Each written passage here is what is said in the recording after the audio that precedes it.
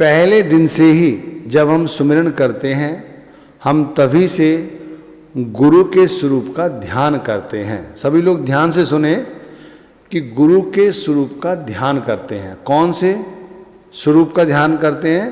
जो गुरु की फोटो है उस स्वरूप का ध्यान करते हैं। या सत्संग में जाते हैं, गुरु हमारे सामने बैठ के स्टेज पर सत्संग फरमाते हैं, हम उनके जब दर्शन करते हैं तब जो स्वरूप हमारे सामने होता है, हम उसी स्वरूप के ध्यान को अपने अंदर लाते हैं और नाम जप करते हैं। नाम जप ना करें और ध्यान करने ही बैठें, तब भी हम गुरु की फोटो का ही ध्यान करते हैं या सत्संग फरमाते हैं, उस स्वरूप का ध्यान करते हैं। असल में हमें ध्यान शब्द गुरु का करना चाहिए। हमारी आत्मा को शब्द का ध्यान करना चाहिए। जो शब्द हम जप रहे हैं वो अभी वर्णात्मक है। जब वो शब्द हमारी श्वासों श्वास बस जाता है तब वो धुनात्मक हो जाता है। ऐसी स्थिति में वो ध्यान हमें गुरु के सूक्ष्म स्वरूप तक पहुंचाता है।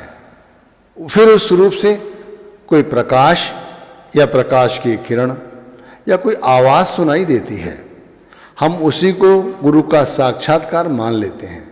आप ये बात समझ लीजिए, ये गुरु का, ईश्वर का साक्षात्कार नहीं है। ये तो आपकी रूह जो शब्द के साथ जुड़ रही है, इसका एहसास है। वैसे हम शुरू से ही गलती करते हैं।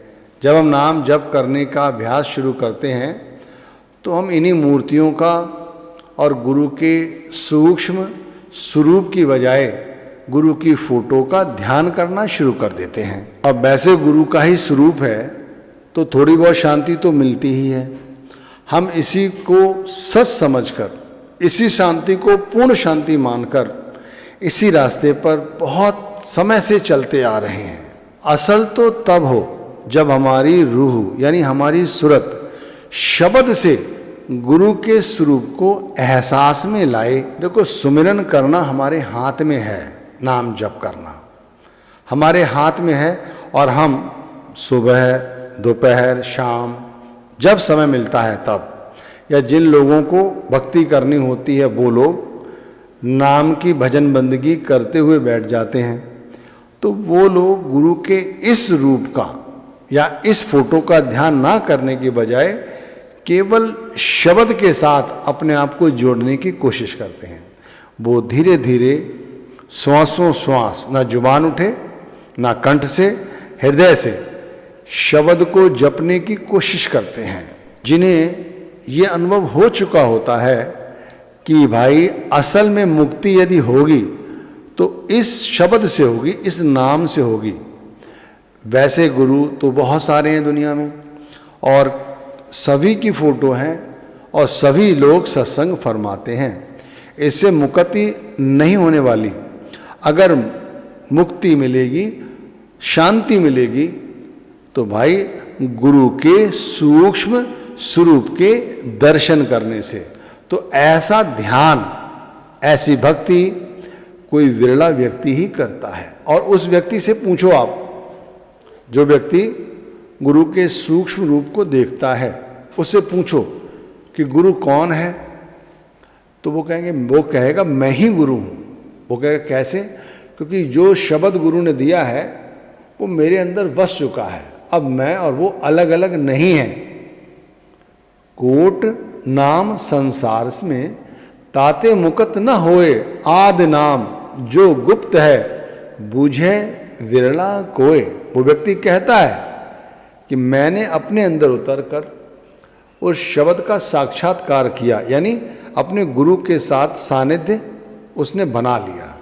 अब वो अंदर उतरकर गुरु का सानिध्य यानी गुरु के सूक्ष्म रूप का दर्शन करते हुए घंटे 2 घंटे भी बैठा रहता है। और यदि वो दुनियावी काम धंधे भी करे तब भी उसकी रसाई अंदर तक होती है। उसे कुछ छोड़ने की जरूरत नहीं पड़ती। बहुत से संत महात्मा ये कहते हैं ना, आप बीड़ी छोड़ दो, सिगरेट छोड़ दो, ये सब महापाप है।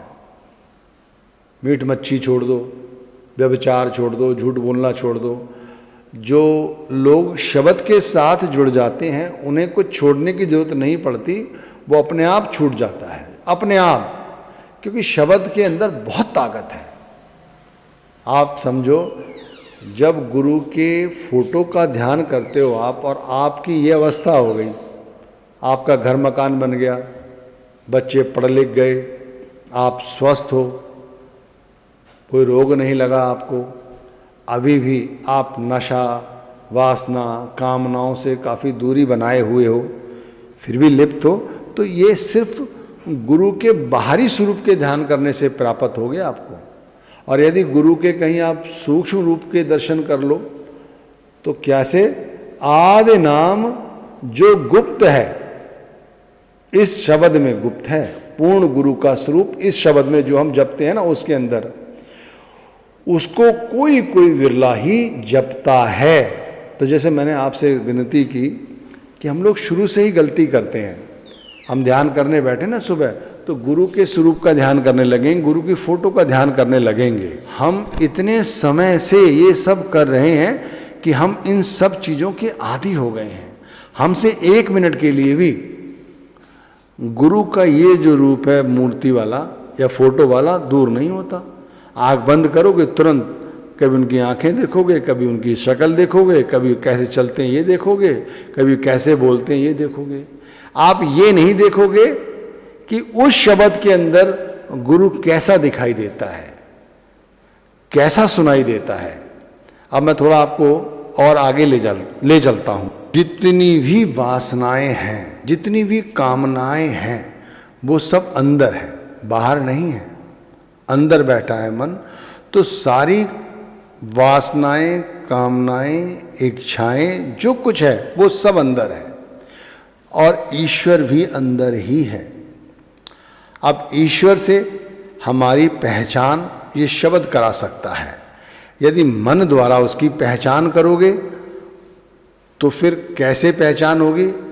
जब मन शब्द के साथ जुड़ा होगा तब आप गुरु भक्ति, नाम भक्ति करने लगोगे।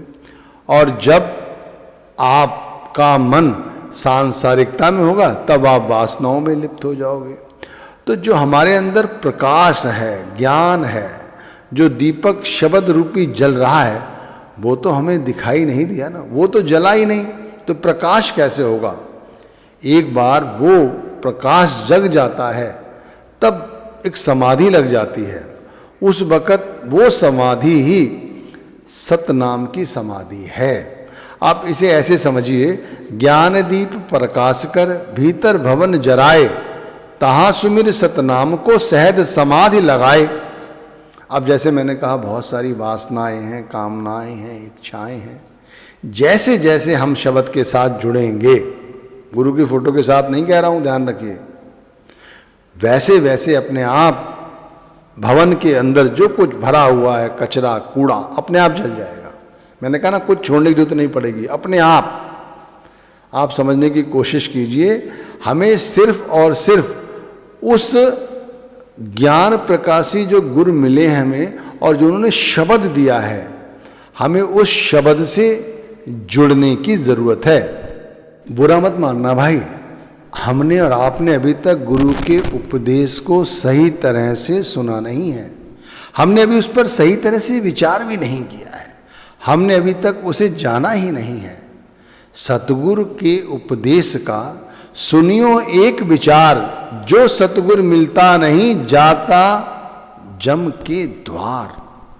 जो सतगुरु मिलता नहीं, नामदान मिल गया है और गुरु के इस स्वरूप को यदि पकड़े हुए हो, फोटो को या बाहरी ध्यान को, तो भाई अभी आप गुरु से नहीं मिले हैं, आपका उनसे कोई परिचय नहीं हुआ है।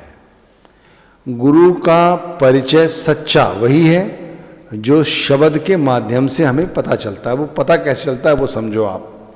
जब हम सुमिरन करने बैठते हैं तो यकायक हमारा ध्यान आंखों के पीछे आ जाता है। भाई इतने समय से जुड़े हुए हैं सत्संग से, तो लाजमी है। अब वहाँ आकर हम क्या टटोलते हैं? हम गुरु के इस स्वरूप को टटोलते हैं जो सामने है, मूर्ति, फोटो या बाहरी स्वरूप। जो सच्चे सूरमा हैं, जो सच्चे भक्त हैं, वो उस शब्द को पकड़ते हैं। वो शब्द कैसे पकड़ा जाता है, अब आप समझो। नाम जप करते हुए हमारे ध्यान को कोई सहारा चाहिए रुकने का, तो अजप्पा जाप जो आप कर रहे हो ना, उसका ध्यान आप कर सकते हो। उस अजप्पा जाप में एक आवाज होती है, करते तो अजप्पा है लेकिन फिर भी उसके अंदर आवाज होती है, वो आवाज आप सुन सकते हैं। उस आवाज का ध्यान कीजिए। वो आवाज आपको कुछ ऐसा दिखाती है जैसे गुरु का ये सामने स्वरूप है वही। तो वो आवाज जो स्वरूप दिखाएगी वो फोटो वाला नहीं होगा, ध्यान रखिए। फोटो वाले स्वरूप में आंखें एक जगह स्थिर रहती हैं, और यदि आपकी वो आवाज जो सुमिरन के द्वारा उत्पन्न हो रही है उससे गुरु का ये रूप प्रकट हो रहा है जो बाहरी है, तो उसके अंदर अंतर ये होगा कि ये चेतन स्वरूप होगा। इसमें गुरु की पुतलियां आप हिलते हुए देखोगे, आप उन्हें मुस्कुराते हुए देखोगे, ऐसा लगेगा वो अभी आपसे बोल पड़ेंगे। ऐसी स्थिति में कहा गया है ना, गुरु का निरख आंख और माथा, सत का नूर रहे जिस साथा। तो भाई शब्द के अंदर से जो गुरु का रूप या स्वरूप प्रकट होता है, हमें उसका ध्यान करना चाहिए। नाम जप करते समय हमें उन्हीं गुरु का ध्यान करना चाहिए।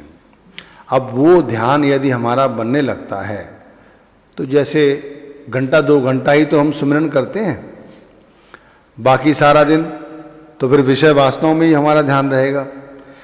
लेकिन यदि हम ये ध्यान करने लगते हैं तो फिर संसार में रहते हुए हमें संसार की माया नहीं छूती। जैसे हम घर में रह रहे हैं, माँ है, बाप हैं, भाई हैं, बहन है, बेटा है, बेटी है, रिश्तेदार हैं, यदि कोई घटना घटती है या कोई खुशी होती है तो हम उसमें शरीक होते हैं, लेकिन हमारी आत्मा, हमारा मन उसमें लिप्त नहीं होता।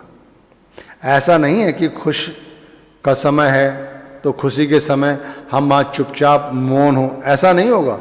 हम भी नाच रहे होंगे, हम भी कूद रहे होंगे, कोई आडंबर नहीं होता। ध्यान रखिए, गुरु के सूक्ष्म रूप को जो अनुभव कर रहे हैं वो किसी तरह का दिखावा नहीं करते कि चुप बैठे हुए हैं, है ना, वो उनकी लौ ऊपर लगी हुई है, ऐसा कुछ नहीं है। लौ वैसी भी लगी रहती है, लौ लगी ही होती है, अंदर तक पहुंची हुई होती है लौ उनकी, लेकिन वो दिखावा नहीं करते।